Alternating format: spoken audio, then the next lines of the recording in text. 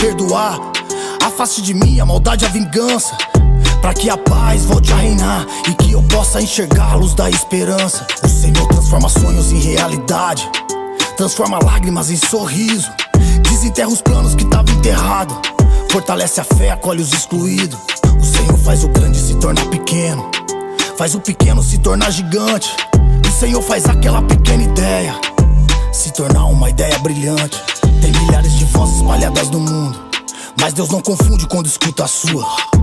O propósito vai se cumprir, o sol e a lua vai ser testemunha. Deus é maravilhoso o tempo todo. Sei que tem muita gente que ainda duvida.